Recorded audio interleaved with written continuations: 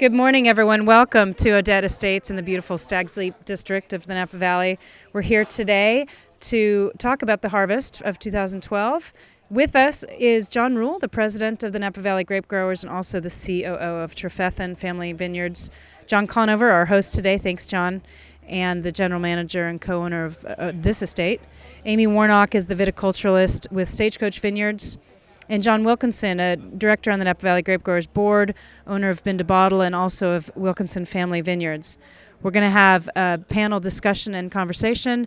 Please feed your Twitter questions to us, and we'll have the question and answer for Twitter at the end of the panel. Thanks very much. Amy, welcome. Good morning. Well, breaking news, we're here to report that Harvest 2012 is going to be the best harvest ever. Just kidding. We are very excited about the growing season in 2012. Though we had about 26 inches of rain, mostly falling in the winter months, which was enough to fill our soil profiles, but enabled us to control our vine growth with the irrigation. With this controlled growth, our canopies were much more open, and the berries have been exposed to the sun since they set on the vine. This gradual sun exposure on the berries prevents sunburn in a heat event, kind of similar to our skin. If we were to suddenly go out into a hot day, we'd get sunburn, but if we had a nice base tan worked on all summer, then we probably wouldn't get sunburn during a hot day. This early exposure to the sun on the berries also prevents the synthesis of compounds that contribute to unwanted veggie flavors in the fruit and wine. So this should be a good quality year as well. Along with this being a relatively dry year, it's been a warm year. We're tracking about... Sure.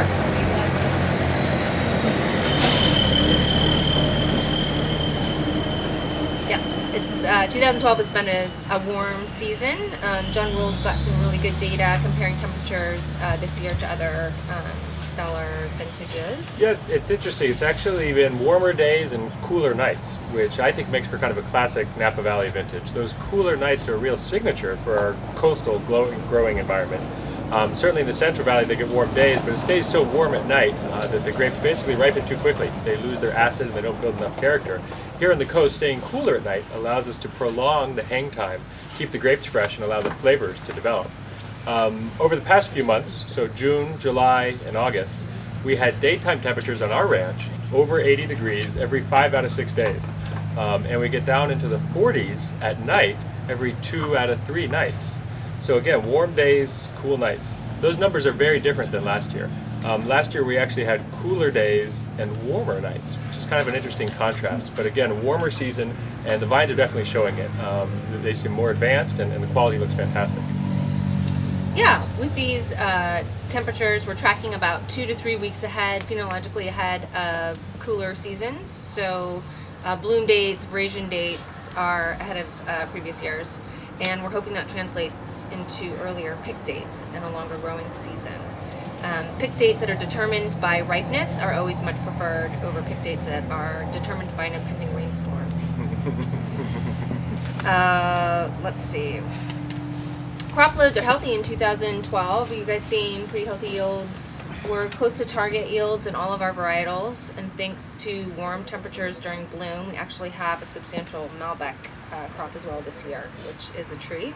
Yeah, I'd say that crop size is about average to average plus, maybe even a little big. It's funny you mentioned Malbec, because we actually had a block of Malbec we've had to thin 3 times. We keep counting the clusters, weighing the clusters. God, that's bigger than we thought. We keep going back just to make sure we really dial those vines into balance. That being said, even with a healthy crop, we still can't meet the demands of winery clients for Napa Valley high quality grapes. We have a wait list of over 30 winery clients for fruit, not only for this season, but going into future years as well. To keep up with that demand, we're in the middle of a large development project, putting in new grapevines, as well as a replanting project. Factors that went into our decision to replant 16 acres at Stagecoach this year were mostly disease pressure. If we saw any leaf roll 3, which spreads quite quickly, we wanted to eradicate that, as well as a high population of vines with Eutypa. We took those out. Market demand also dictated a couple blocks to change. Some new varietals up at Stagecoach are Grenache, Sauvignon Blanc, and Roussanne. A new rootstock that we're working with is Schwartzman, and some new Cabernet Sauvignon clones. That we are experimenting with are 685, 412, 29, 30, and 31. Michael Manette with Sunridge Nurseries, who's one of our favorite suppliers, notes that replanting is mostly Cabernet Sauvignon driven.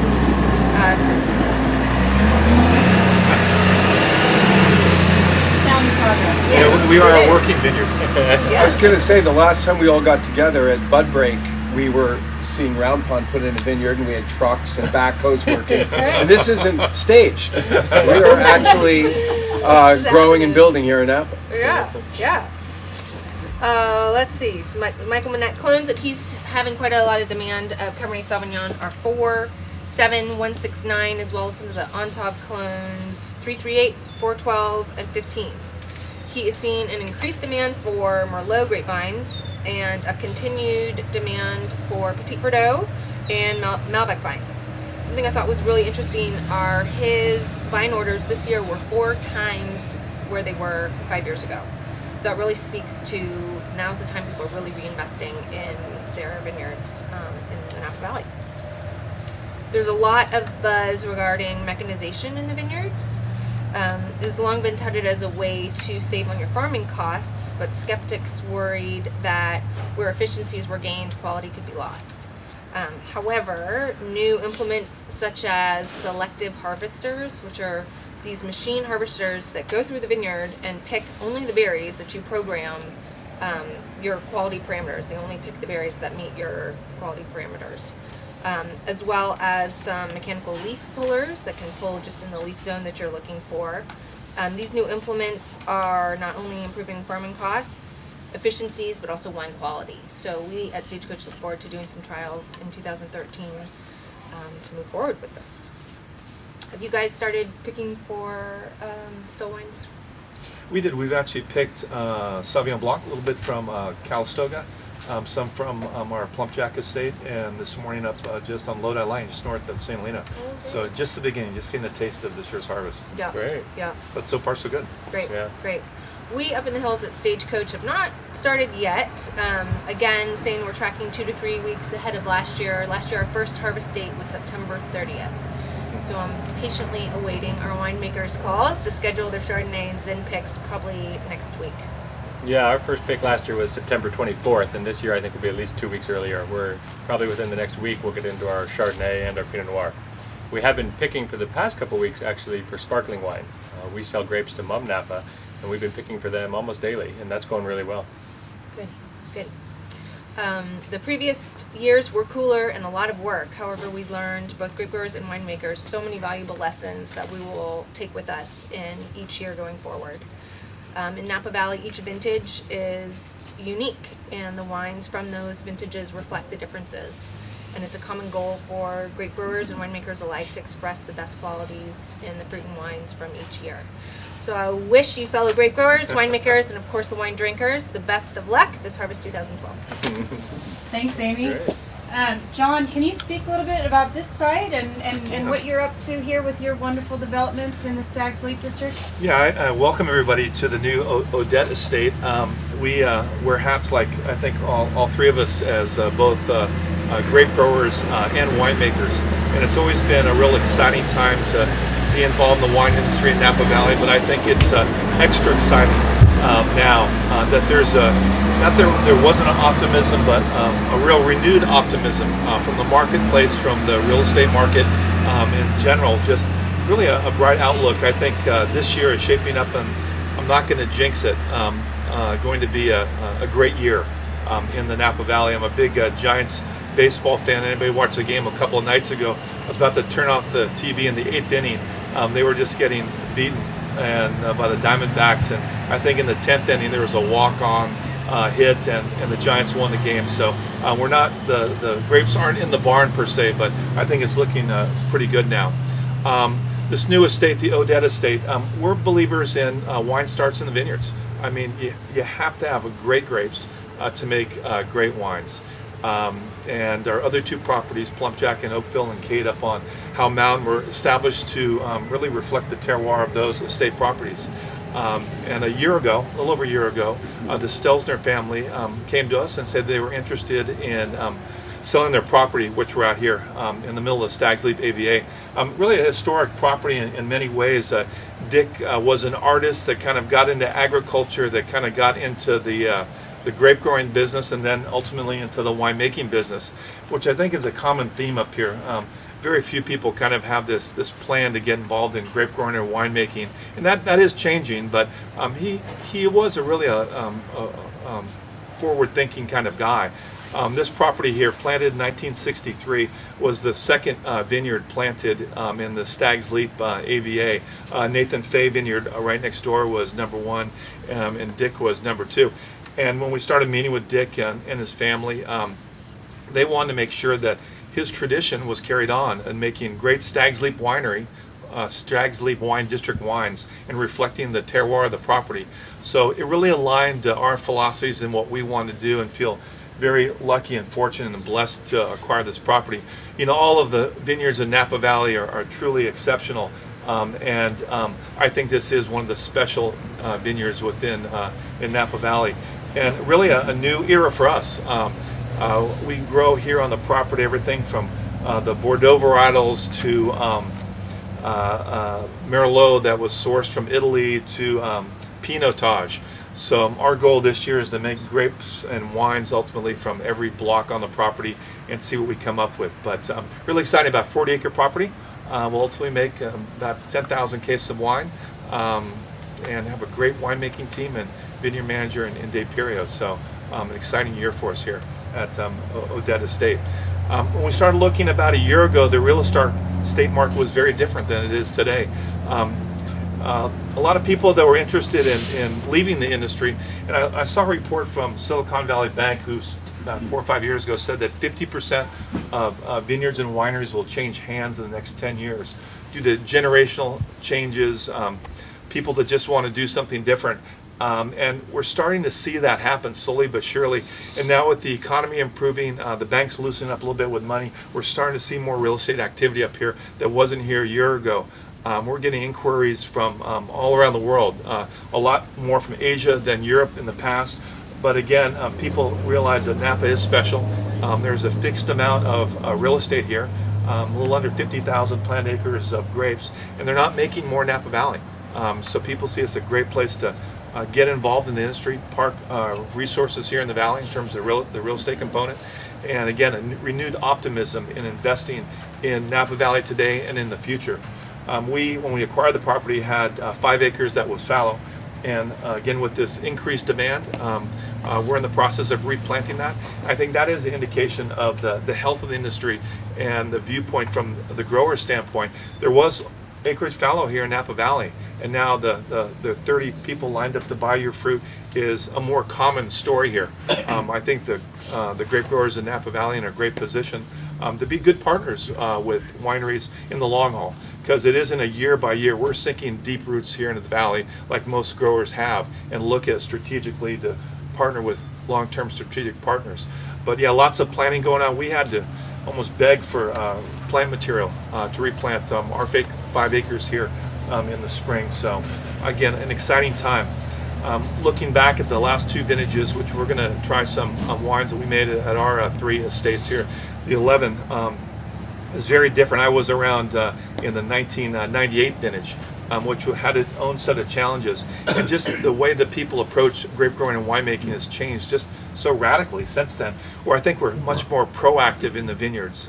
We can anticipate through science, through experience, what to expect and how to maximize fruit quality. And once the grapes arrive here at the winery, our winemaking team really maximizes what our vineyards give us to make great wines. So we're much more proactive in the vineyards and in the wineries than we have been in the past.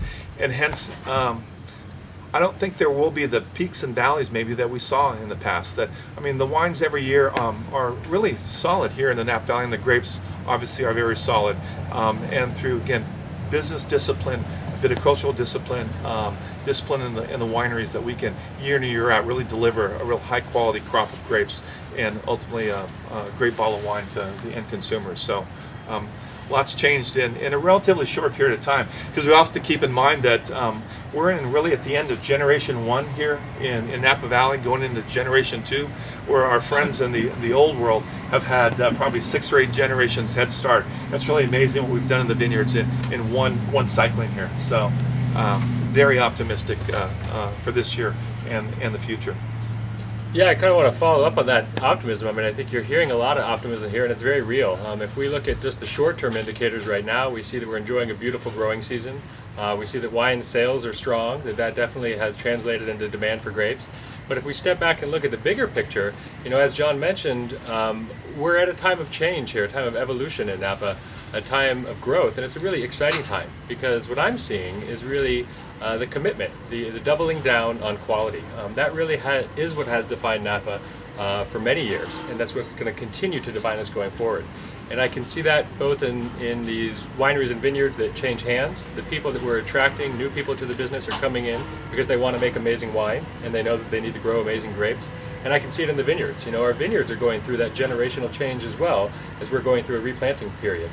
I think we have more than one generation because, of course, Napa Valley goes all the way back to the late 1800s in terms of being widely planted to grapes. But more recently, as recently as, say, 1970, late 60s, there were only 15 wineries in Napa. And so it really is the rebirth of Napa that is now getting more mature, and it's time to reinvest and to reinvent. And when we reinvent ourselves, we're really doing it smarter. Particularly in the vineyards, each time that we replant a vineyard, we have more information, more knowledge of that terroir, more tools at our disposal. One of the changes that we're making at Trefethen is that we're across our ranch, we continue to replant on a regular basis, but we're doing it in larger blocks. Amy mentioned that they have issues with leaf roll, and we see the same thing. There's a certain strain of this leaf roll virus that we believe is being transmitted by insects in the vineyard, and it's a real risk to plant a brand new clean block next to a dirty block. So what we're doing is we're planting in larger and larger chunks of the vineyard to make sure that they don't have as much border area next to some potentially dirty vines. That's just one strategic decision we're making as we go about replanting. I wanted to comment too a little bit on the use of technology. That certainly is an increasing theme here, both in the vineyards and in the winery. Most of the technology that we employ at Trefethen is of the information gathering type. We certainly have worked with mechanization in the vineyard, but we're much more excited about our ability to collect information. And that's information in the soils. We have over 22 probes in the soil that measure soil moisture in real time. We have weather stations that are hot linked to the internet so I can pull up my iPhone, find out what the temperature is in the vineyard. All that information is great, and it really allows us to make better decisions. It also allows us to make more decisions. It has created a lot of work. What's data worth if you don't do anything with it? So what we're doing in Napa, even in a fantastic vintage, is we're working really hard to make some great wine. At the management level, it's collecting that information, it's making smart decisions in real time, matching the farming of each individual block to what it needs. And at the level of being on the ground in the vineyard, it's still a lot of work by hand. We understand within our organization, the Napa Valley Grapegrowers, that sustaining our industry, sustaining our fantastic wine grape industry, depends on a sustainable workforce. So we, over the past few years, have raised over $365,000, and we've been putting that to good use in farm worker education programs. And these are programs for our vineyard workers that are geared definitely towards viticulture. Remember, these are the folks who are standing in front of a vine today and making a decision. Do I pick this cluster? Do I drop it on the ground? Do I pull this leaf? That's viticulture. These are the viticulturists. We need them to understand what we're doing in the vineyards and how and why we want to get it done. Beyond that, we offer lots of other training as well, though. We're doing leadership training because we need vineyard managers, we need foremen, and we're actually broadening that now to really help integrate the workforce into the community. Recently, we had an event in downtown Napa. We attracted over 1,500 people, attracted over 20 local nonprofits, really trying to connect the local resources to the local community. So that's been really encouraging. It gives me a lot of confidence in our industry going forward.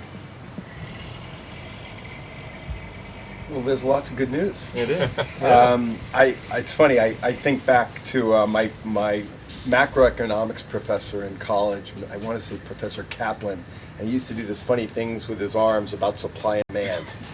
And supply and demand is driving a lot of this good news. As John had said, there's this uptick in over $20 a bottle wine sales, the ultra premium category, and it is dramatic how big of a turnaround it's been. That has provided for great bulk wine sale prices, great grape prices, and the combination of goods going out quickly and limited demand for fruit, because we haven't been planting in '08, '09, and 2010. There's a shortage of great fruit and a demand for it, and that's of course helped keep the prices more than stable but very strong. At Bin to Bottle, we've offered this 80-20 program for years, where we partner with growers that were having trouble selling their fruit back a couple years ago. And that problem has just about gone away. We're doing a lot less 80-20 business now because the growers are getting good price, not only getting offers for their fruit, which they might not have been getting in '08 and '09, but getting good prices that even on the bulk market we can't touch. So that's another good sign that growers are having a lot of success. There is some sense just recently that some people were so over exuberant about their sales that they went out and bought massive amounts of fruit at the beginning of this harvest. And there's a little bit of grapes out there to buy right now, so if people are looking, they can mine the marketplace and find good Napa fruit at high prices, which is good for everybody. For those, it's efficient in the marketplace where people that need fruit can get it and then sell their goods. I think Amy's comment about vine orders being way up is really interesting too, because we all know it's going to take 3 to 5 years to see that fruit come to fruition from those vines. And so this is not a short term. This demand for Napa Valley grape and wines isn't going to get solved quickly. I mean, we're going to have strong demand over the near term being at least 3 years, short of big economic turnarounds in the other direction. I think John also commented, the other John, commented about inexpensive financing and private equity firms coming into play, and that has made for cheap money, very cheap money, historically as cheap money as you can find, to help finance a lot of the growth that we're seeing. And anecdotally, we seem to be in a construction zone every time we meet. So that again just gives us a sign that things are really good. And we personally added, at Bin to Bottle, we've added a number of open tops this year because our Pinot Noir business is growing. And if you talk to the tank manufacturers, you'll find that there's a lot of orders for smaller tanks, not as much for big tanks, which speaks again to what John Rule was saying about doubling down on quality. Generally speaking, you make better wines in smaller fermentations, and the fact that the tank manufacturers are making lots of small tanks, that means that's where the demand is. Yeah, I've seen the same trend on the winery side, and it goes all the way back to the vineyard, where we're really farming each vineyard in smaller and smaller pieces. We used to think that at Trefethen we had a 500-acre vineyard. Now we realize we have 500 one-acre vineyards. Really trying to give each piece the proper attention. Then when the winemaker shows up and they say, you know what, I want to pick just this piece, we say great, because we know that it's going to get the attention it needs. It's going to be in its own tank in fermentation. Keep it separate. That is the way to make the best wine. Yeah, and it's not just it's happening all over. The tank manufacturers are seeing more business this year than they've seen in the last 3, and in the right category, in the right direction. So it's great. On the real estate side, there's been lots of reports about there's been some action and movement, and it has been on the smaller properties, the properties that are somewhere in the $5 to $10 million price range, and more vineyard movement than full facility movement. There's been more interest in vineyards than there have been in full estate projects. There have been some big deals, most of them in Sonoma, not in Napa, where KJ and others have bought large blocks of vineyards. But here in Napa, the sales have been local. More other than Odette, more recently have been more vineyard purchases, not winery purchases. I think it's important to keep in mind too that Napa only represents 4% of the grapes grown in the state of California. We've got this great brand name of Napa and great reputation, but it really is just a small piece of the grape business. I recently, our wines, we were in China for a week, and Mumbai, India, and Europe, and I think there's an obligation as grape growers and winemakers in Napa Valley to truly deliver the goods, because we are an internationally known destination. We're internationally known for our grapes and our wines, and I think there's this inherent responsibility that we have to deliver year in and year out. And through these micro decisions, I couldn't agree more. Plumpjack, which we acquired in '95, we used to pick all the vineyard in one day. It was a 42-acre parcel. And we were making good wines, but we realized from the vineyard side, we're not in the good business, we're in the great business. And on the winery side, we're in the great winemaking business. So now we pick it 16 different times over a 30-day period of time. So these micro decisions in the vineyard, the 51-acre parcels, is what we're doing on a smaller scale. But it's really a huge leap forward, I think, in terms of micromanaging our vineyards and micromanaging our wineries and micromanaging our businesses to get the ultimate quality in everything we do within our properties. Yeah, that's a really good point. And it's interesting. A lot of these real estate deals, if you talk to brokers, there's been a lot of effort to actually try and carve out, in some cases, on larger parcels, to carve out the production side of it than the vineyard side. That again, there's just more demand for the vineyards than there are necessarily. There's almost an overcapacity in production on some of the larger ends in terms of being able to make wine. Although I don't know about this year, I'm a little worried about that. But in the past, there's been plenty of production, but not enough fruit. And so it's interesting to see where buyers are going. I also agree with John Conover in that the overseas investors that are interested are much more active from Asia than Europe right now, and that wasn't the case in the 70s and 80s. It was the exact opposite. And these are business savvy people. I mean, they come in and ask those detailed questions. They want to get involved in grape growing and winemaking in Napa Valley, but they also look at it from a long-term financially viable business standpoint too, which has changed since I've been down here too. And it's important that we're viable in the vineyards and we're viable at the wineries, or else we're not going to be around. So we not only have to be good grape growers and winemakers, we need to be good business people and think strategically, because the decisions we make today, 3 years till you get your first grapes, and maybe 5 years till the quality is there, then 2 years in the barrel, and then a year in the bottle. So we're thinking, at least from a vendor standpoint, we're thinking 6 and 7 years out, and hopefully we'll make those right decisions today and reap the rewards 7 years from now. And I was going to say, a lot of these investors, they come in and the first thing they do is they ask around who should be on my team. And I have a number of friends who are consultants who are pieced together on these great teams with that commitment to quality. Yeah. And so they're tapping the local expertise to make sure that they make the best, grow the grapes and make the best wine that they can. Thinking about long-term vision is just kind of funny, because one of my friends who's working for a Chinese group who bought a local estate and they're making some fantastic wine. The head of the company actually came over and said, okay, what we're going to work on first is we're going to develop our 100-year plan. It's not a 5-year plan, a 20-year plan, it's a 100-year plan. So I think in China they're used to thinking long-term. Yeah. Very, very interesting. There was, I don't want to misquote, but there was a Bloomberg article the other day that talked about it. This is kind of just, it's amazing how quick the turnaround has been. Just last year, there were 18 reported defaults, loan defaults, and that went to 4 this year. So a 65% drop or some there percentage. I mean, that's in 1 year, as we just talked about. It takes a while to turn these things around, and yet with the economy coming back and the demand for high-end wines, the defaults that were, it took a while for these people to get into that position, to be in a default position in 2011. It didn't all happen that year. It started in 2008, 2009, and that's disappearing from 18 to 4. So just a couple other things on real estate. I think, as John Conover had said, for whatever reason, whether it's transitional, family transitional, generational, or people are just tired of farming, there are a lot of people that have decided the time is now to sell. And you can talk to brokers, and I happen to be married to one.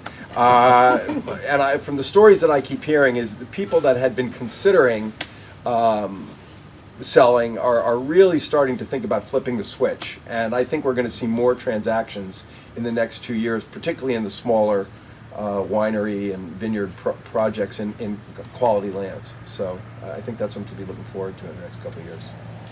Lots of change, I think, is a message, but good change that's going on. And Vic Motto from Motto Kryler Fisher used this example that people drink wine the way they feel about the future and the economy. And obviously, from the numbers we're talking about, they're feeling better, and they're drinking luxury wines again, where they might not have been as much 2 or 3 years ago. So your economics professor can, instead of the supply and demand, can use how you feel about the future in luxury wine. That's great. Thanks so much to our panel. I'm going to go to Twitter now, and those of you out there streaming, go ahead and feed your questions in, because we have some time here to explore a few questions from near and far. I'm going to go back to a question that came in 10 minutes ago about mechanization. They must have been keying maybe off what you were talking about, Amy. Okay. And just kind of wanting to dig a little deeper on how increased mechanization might affect our workforce and grape quality. Yeah. Honestly, I think what we would look at, really we're looking at in terms of improving quality. So we have so much work to be done in the vineyards that if we could implement something that increases quality at the same time increases efficiency, such as leaf pulling. We want to get leaf pulling done right at set. So if we have a mechanical way to help us meet that time that doesn't impair quality, I think that's really going to help us. From the winery side, the Napa Valley Grape Growers, I think, have been on the front of this. When we had our Vin Expo just last year, there was a lot of talk about sorting and sorting technology and ways to go through fruit that, when you don't have a perfect growing season like this, to go through clusters and so forth, where you can make sure just the best berries best grapes end up in the wine. And some of this equipment that has really gotten extraordinarily good at sorting the berries actually has a labor-saving component as well. So in the winery itself, where in many cases we're using vineyard workers that are done picking at the end of October and early November, and they find themselves working in the wineries, we're having a little less demand for them in the winery. I don't think as much in the vineyards, but The sorting table is an interesting one because it again points to that focus. We've taken the focus from, okay, Napa is the place to put a vineyard, to, okay, these are the vines we want to pick, these are how we want to farm it, okay, these are the clusters we want, okay, these are the grapes we want within that cluster. It's getting awfully specific. And it's something that I used to honestly make fun of winemakers for, because maybe 10 years ago I was like, really, come on, don't the grapes look good? But what we're seeing is not only is that sorting technology really evolved incredibly in terms of technology, and that means that there's computers that can be optically trained to recognize a raisin versus a grape and then kick that raisin out with a little jet of air. What's really interesting is these sorting tables are now moving into the vineyard, and we're seeing sorting table technology coupled with a mechanical harvester. And that's being coupled with the system that Amy described, where you actually plug in a map of your vineyard and you tell it within that row which vines to pick and to not pick. So again, it's just really, really specific about what grapes we want ending up in that fermenter. and at what time? And at what time, yeah. And with regards to the impact on labor, I don't see, as I mentioned, I think that our industry continues to depend on vineyard workers. There is no way that we're going to replace that, particularly the decisions. Yeah, they can recognize raisins and grapes, but there's so many things that we're doing in the vineyard that it takes a brain. You need to think about that vineyard, that vine in front of you. You need to decide which leaves come off. Well, and that sorting is a very, very small part of getting the grape. Oh yeah, growing the grape and getting it in wine. You have to get it 90% right first. That's right. It's a tiny 10% with percentage of the labor. Yeah, I agree. And it's sort of adding to quality rather than replacing. Exactly. We're only going to do it if it makes it better. That's right. Yeah. Yeah. And so there's another question, and I know we touched on it a little bit, but maybe some individual accounts of what you think about tonnage and pricing this year from the vineyard? Tonnage and pricing, again, I don't know if the new average is the new average. I think after 2010-11, which had their own specific challenges, that this year seems to be getting back towards the norm. And the norm for us, our three state vineyards, is that 3 to 4 ton per acre average. And as far as we're also grape purchasers, and we have seen, again, supply and demand, an escalation of price in terms for quality grapes. So I don't think either of those things are really going to change much in the next few years. I would just add that you hear about this in the stock market and everything else, how markets are very efficient, and they do this themselves. They become efficient themselves, and something that's happened, that's changed in this valley and across the world, is that wineries that never previously were negociants and never went out and looked to bulk wine or buy wine from their neighbors, that they had to be a state, that's changing a lot. So people are now supplementing their vineyards with great bulk wine. And they're also selling bulk wine. So people are playing in the marketplace both as buyers and sellers of either wine they've made that maybe didn't fit their program, or additional wine they need because they've got a brand that is blowing up in a good way, selling a lot. So that is both raising bulk juice prices and it's also raising grape prices. And people that have brands that are selling are willing to pay more. And what we're finding from our clients, and we have about 75 of them, is that they are in fact both out there looking for great quality wines on the bulk market and increasing their buy at higher prices. So I think it's unlikely that the numbers aren't going to march up this year. Yeah, I think the pricing is going up, and I think actually not just the wineries who do a little bit of bulk, but brands that were built on the negociant business and did so well over the past few years when there was a lot of wine in the bulk market. Are seeing that that's not available this year, and they're actually going after the grapes as well. That's a great point. You know, and I saw that early this season, and that really helped Pushes create prices. yet another pressure to raise grape prices. So I think there was a lot more buying activity early season. It certainly quieted down, I think, because people are wondering how big is the crop going to be. You know, and that is, I think, still an open question. I think, like I said earlier, I'd say it's average to average plus. I think it's going to depend on the variety. I think Sauvignon Blanc, as an example, might be a little lighter than some people would like because you can get very good quality to higher yield in that variety. I think varieties like Cabernet, we have great control over that. You know, we dropped a lot of it on the ground, so we're really getting the yields and the quality that we want, so it should be right on target. I have something to add to that as well in terms of grape pricing, in that in 2010, 2011, they were challenging years. They were very difficult. However, some great wines were made out of those vintages as long as the winemakers and growers were working together and the work was put in. So I think in this year, wineries really learned, okay, this grower I can count on in good years and in bad, and I'm willing to pay a little extra for that high quality fruit. You know, this is you know, even on a high end, this is a distribution-driven business. Distributors sell the wine. And so when you have negociants, like John said, out there moving a lot of wine because they have a hot brand, and they realize that their barrier to growth is access to good bulk wine, they have no choice but to go out and buy grapes. And they, in fact, absolutely drove the price up at the beginning, and people were scrambling. And I think that that's phenomenal for the business. It's great for it to be efficient. So I think at this point we're in the time where we thank everyone for streaming and thank all of you online and for your questions, and we will reply to those on the site. But at this point we're going to move to some tasting of the wines, as Amy referred to. John's brought some very nice wines and his winemakers here, and we'll thank you all for coming. We'll convene to the tasting and thank everyone else online. So maybe a little background on the tasting before we get started. 2011 vintage, I think, might have gotten a bad rap in some ways. That in general, people write off a vintage as being great or a complete disaster, and we're in the shades of gray business to a certain extent. So our three winemakers from our three separate estates are here today, and they pulled barrel samples from Plumpjack and Oakville, Cade up on Howe Mountain, and we made a small amount of wine from the Odette estate in 11 before we actually purchased it. We bought some fruit from the Stelzners, and want to show you and let you taste and ask questions from our team down here that I think there's going to be some really good 11s out there. We had to work really hard in the vineyards, and we had to work really hard in the cellar, but I think the top vineyards and the top estates are going to make darn good wines in 2011. Thanks, John, and thanks to each of you. We do have some questions. Go ahead, Sasha. Sorry about that. I didn't know if I needed to go on Twitter. How do those Twitter guys get ahead of you and you're here? That doesn't seem fair.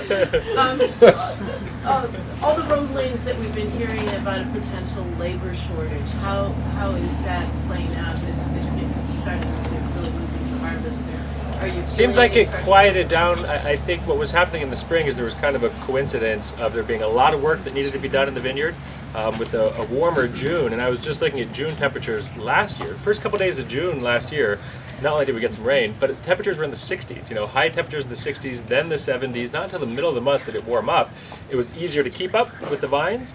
This year, with a warm start to the season, the vines grew like crazy. And so there was a lot of work to be done.